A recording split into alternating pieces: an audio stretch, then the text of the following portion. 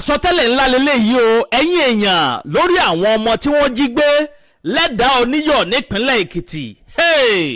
Ó ti pé oṣù méjì gbáko báyìí tó ti já àwọn ọmọ yẹn gbé.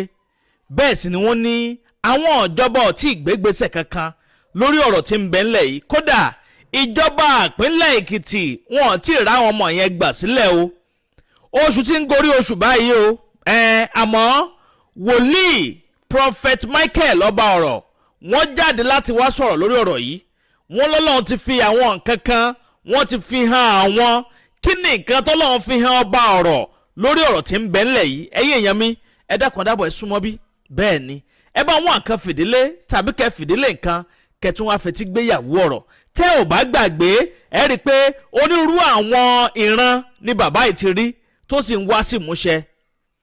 Eléyìí ò kì í ṣe pé dẹ̀ǹsẹ̀ àwọn ọ̀ràn tí wọ́n ń sọ tó ń ṣẹ ni tó ń wá sí ìmúṣẹ ṣẹlẹ̀ tó tún wáyé lórí eléyìí ó gbẹnu tán ó lékenkà bẹ́ẹ̀ náà ló pakasọ. Ẹ̀yin èèyàn mẹ́dẹ́gbọ̀n lẹ́wọ̀ ẹ súnmọ́ bí o ẹ tún wá fetí gbéyàwó ọ̀rọ̀ kẹ́ wá tẹ́tí sí àwọn ọ̀ràn àwọn prọfẹ́sì tó ní agbára tí bàbá yẹn ṣẹ̀ fi síta. Òun mo ní sáré mú wá fún ẹ̀yin olólùfẹ́ ìkànnì Àdàbà tẹlifíṣàn bẹ́ẹ̀ ṣé wo fún ẹ̀nìkan ṣe máa bá ń láìkí ẹ máa tẹ like button yẹn ẹ máa tẹ̀ bẹ́ẹ̀ sì ni kí ẹ bá ń pín káàkiri kó lè ti kan ọ̀pọ̀lọpọ̀ àwọn èèyàn lára lágbára Ọlọ́run ọba Èdùmàrè ìran bí aláàbí òní wá sí ìmúṣẹ láyé yín o ẹ bá ń ṣàmì àdúrà kẹsì bá ń gbé tó àdúrà mi bẹ́ẹ̀ sì ni ẹ ní bọ́ sọ́wọ́ àwọn ajínigbé o àwọn tí ń jínigbé gbowó lọ́wọ́ ẹni wọn ò ní jí yín gbé wọn ò ní jí mi gbé tẹbí tará níbi ta pẹ́kadé tata gbòǹgbòdé lágbára Ọlọ́run ọba Èdùmàrè wọn ò ní rẹ́nì kankan jí gbé nínú gbogbo wa ẹ bá ń ṣàmì àdúrà ẹ̀yin yẹn mi láì dé ìnàpẹ́nu ẹ jẹ́ sáré bá yín gbé fọ́nrán ẹ̀ wọlé kẹwàá gbọ́ orin wìnrìn lẹ́nu wòlíì ìránṣẹ́ Ọlọ́run Prophet ọba ọ̀rọ̀ ẹ má yí kúrò mbẹ́ o Àdàbà tẹlifíṣàn náà lẹ́wà mò ń bọ̀ náà. Glory be to God in the highest. Wòlíì Michael ọba ọ̀rọ̀ orúkọ mi. Prophet Michael ọba ọ̀rọ̀ is my name. Fẹ́ sọ ohun tí Olúwa bá mi sọ. I want to tell us what God spoke to Ìrọ̀ me. wá fún ìlú Ekiti State. This revelation is for Ekiti State. Ìrọ̀ wá fún ìlú Ekiti State. This revelation is for Ekiti Èmi ní State. 29 Today is 29 June June 2026. 2026. Ìrọ̀ wá fún ìlú Ekiti. This revelation is for Ekiti Bí mo ṣe State. ń gbàdúrà láàárọ̀ As I yìí was praying this ni morning, Olúwa bá mi sọ̀rọ̀. and God spoke to Mo me. receive a call I yìí. received this Mo call. gba ìpè kan láàárọ̀ I yìí received a call this ní morning àti ọ̀dọ̀ àwọn tí wọ́n jí gbé. from those people that they Ní kidnapped, ẹbí àwọn tó ń from jí the gbé. family of the abducted people, Ẹbí àwọn tó ń jí gbé from ní the family of the ìlú abducted Èkìtì people ní in Ekiti ẹ̀dá State, Oniyo. which is at Mo Oniyo. gba ìpè kan láàárọ̀ I yìí. received a call Ìpè yẹn today, rẹ̀ bà mí nínú jẹ́. and the call made Mo me wá to lọ be mo sad. wá sọ fún àwọn ẹbí àwọn tó pè mí Mama yẹn told the family pé kán fún mi ní 30 minutes. that they should just give me 30 Mo fẹ́ minutes gbọ́ ohùn Olúwa to lórí hear ẹ̀. the voice of Kí God ni from Olúwa heaven. ní fún àwọn tó ń jí gbé? That what God have for those people Mo that jẹ́ were tí being ń kidnapped, deliver message and I've been delivering káàkiri messages fún gbogbo àgbáyé. nationwide. Gbogbo àwọn tó bá mọ̀ wòlíì ọba ọ̀rọ̀ For those that know Prophet wọ́n about mọ̀ pé mi ò ń deliver message they know I don't deliver a message àti tí mo bá gbọ́ ohùn Olúwa. unless I hear the voice from Bí mi ò bá God. gbọ́ ohùn Olúwa If I didn't hear the voice mi ò from ní God, wúro. I will never Gbogbo àwọn tó say. ń pè mí For tó those ń that pè are fún calling ẹ̀bẹ̀ àdúrà gbogbo àwọn for tó ń prayer mọ̀ mí requests, for those that knew me, all the beloved of Obaro, mi ò ní gbẹ́ sọ ohun tí that will Olúwa never sọ. say what God did not say. Kí n jẹ́ tó sọ ohun tí Olúwa And sọ. before I say whatever I Màá want nílò to láti say, gbọ́ what ohùn Olúwa. God says, I will first Ohùn listen to méjì the ló voice of máa ń God. sọ̀rọ̀. Two voices Ohùn useful, Olúwa máa ń sọ̀rọ̀. voice of God Ohùn èṣù máa ń and sọ̀rọ̀. devil's Màá voice. gbàgbé ọ̀dọ̀ Ọlọ́run pé Olúwa ṣé ohun tiẹ̀ ni Then I will ask God, is it your àbí own ohùn voice èṣù. or from the Satan? Bá ti wá gbọ́ ohùn Olúwa, If I hear the voice màá from béèrè fún God, àwọn àmì. I will ask for the Olúwa sign dẹ̀ of fi àmì wọ̀n man mí. and God Màá dẹ̀ show. béèrè fún solution. Then I will ask for the Mi ò ń solution. gbọ́ èrè láì I will gba never hear solution rẹ̀. the prophecy Ó tó wá bí without ẹni tí mo receiving gbọ́ the ẹ̀rọ mo gbọ́dọ̀ solution. gba solution rẹ̀. Wọ́n á gbàdúrà láàárọ̀ yìí. Then I pray Nígbà this tí àwọn yẹn pè mí morning. When those people ti call deliver me, message fún gbogbo àwọn that àgbáyé. deliver message Ẹ lọ confirm everywhere, mi. worldwide. Michael ọba ọ̀rọ̀. No one confirm my Láti ọdún telephone. tí Olúwa ti ń bá mi For sọ̀rọ̀ the years that fún God has been àgbáyé. spoken to me for Ó the ti pẹ́ worldwide, ní it ìlú has Èkìtì been yìí. long, even in the Ekiti State Mo ní here. ayọ̀ láti sọ pé I'm happy to mo wà lára tell àwọn you, number one I'm part of number tó ń one deliver message that deliver fún message àgbáyé for the ní worldwide. every January 1. Ní ọdọọdún, Prophecy ni níbẹ̀rẹ̀ gbúdọ̀ ọdún release ẹ̀ ohun I do gbogbo tí release Olúwa the ní fún wa. prophecy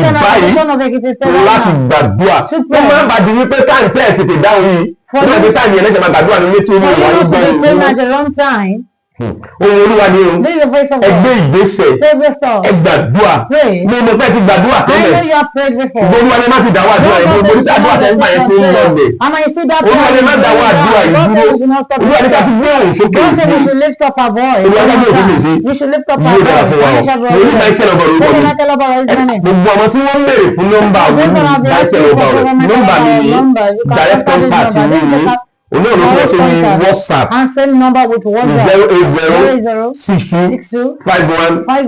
08062513054 yóò dára fún ẹ níbikíbi tó bá ti ń bọ̀ Anywhere you are coming sọ pé mo ń bọ̀ nílùú Adó Èkìtì lọ́nà àfàò ní Òṣòdì sọ pé mo lọ love and peace sáàbẹ̀ lọ́wọ́ ẹnikẹ́ni ìpè tọ́sí wòlíì Michael ọba ọ̀rọ̀ wọn àjẹ́ èdè dídí wọ́n rí ìyọnu Ọlọ́run àjẹ́ òrìdà ìdúró bẹ́ẹ̀ kó wọ́n ní jí ẹgbẹ́ bí ìjìyẹ ṣe lè kó máa jà lọ́sùn kí ìjìyẹ máa jà lọ́sùn èyí tó sàmì yẹn dà ní orúkọ Olúwa ìjìyẹ ò ní jà ẹ́ bí abẹ́ ẹ̀ ṣe ń fẹ́ kò ní kú ẹ lọ́mọ lọ kò ní bí ẹ lọ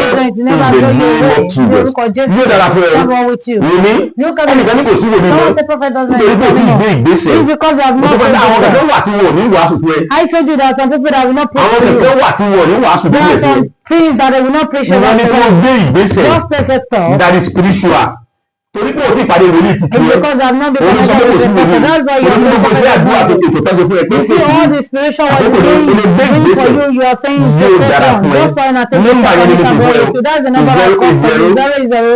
08062513054 àkókò ní This is the right time. gbogbo ẹ̀yin ọmọ náà láti gbé ìgbésẹ̀ báyìí ẹ bá ń tọ́ yìí ẹjọ́ ní káàkiri kí wọ́n lè mọ̀ wípé àwọn kan wà nílùú There are some Èkìtì people in Ekiti State tí wọ́n jí gbé o that are being wọ́n wá fún wa tẹ̀lé bí wọ́n bá yẹ kó gbé ìgbésẹ̀ lórí àwọn tí wọ́n jí gbé tí wọ́n ní pé wọ́n sálẹ̀ sílẹ̀ ní pé ẹ̀mí àwọn kan Olúwa ní ká gbàdúrà God said we should pray. mo ní list orúkọ tí wọ́n fún mi láàárọ̀ tí mo ń gbàdúrà sí I àwọn see tó ń the gbé list of mo people ní pé list yẹn ò pé mọ́ I see that list was is not mo ní pé orúkọ tó fún mi the name. orúkọ àmọ́ pé kò sí lára àwọn tí wọ́n kọ síbẹ̀ bí alàyè mo ní pé àwọn kan ò ṣe alàyè lára I wọn see some people are there. mo ní pé orúkọ kan àwọn kan ti yọ dànù nínú Some wọn people have lost so their lives. agbọ́dọ̀ tètè gbàdúrà We must pray. fún ìnira tí àwọn èèyàn But that pass actually through lọ́wọ́ they are passing wọ́n ní ká gbàdúrà And God said, ẹnìkan ní kí ni wòlíì yẹn sọ what is that ohun supposed to Olúwa ni do? That's the voice bí of wọ́n bá God. tiẹ̀ gbàgbọ́ If you didn't o ṣe fún believe, ohun yìí just tó share gbé the gbogbo tó yẹ word. kó dé And let it go kó tó viral. di wípé ohun tí Olúwa fi rìn Before what God revealed kó tó di pé ó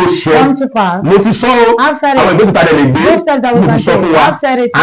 àkókò láti This is gbàdúrà the right time for us àti to láti tè gbé ìgbésẹ̀ take a step. láti rìnrìn àjò To embark bí on a àwọn tí journey. wọ́n jí gbé Over those tẹ́fù people ìbàdàn that have tètè been kúrò ní adopted for them to ìgbésẹ̀ get their yóò freedom. dára And fún it shall be ilé right. Èkìtì gbọ́ Olúwa Ekiti State hear the word of níbẹ̀ ò ní God. dàrú We will never be mo scattered. gbàdúrà I pray fún ìjọba tuntun for tí this new Ọlọ́run tún ní kó government tẹ̀síwájú that God makes to Ọlọ́run continue. yóò fún yín ní ọgbọ́n ìmọ̀ God àti will give òye you more wisdom, in knowledge, the and name of understanding. Jesus Lórúkọ ẹ ti Jésù. bẹ̀rẹ̀ dáadáa You have started well. lórúkọ In the name of the ó Christ. parí dáadáa We shine it well. Jésù Olúwa wa.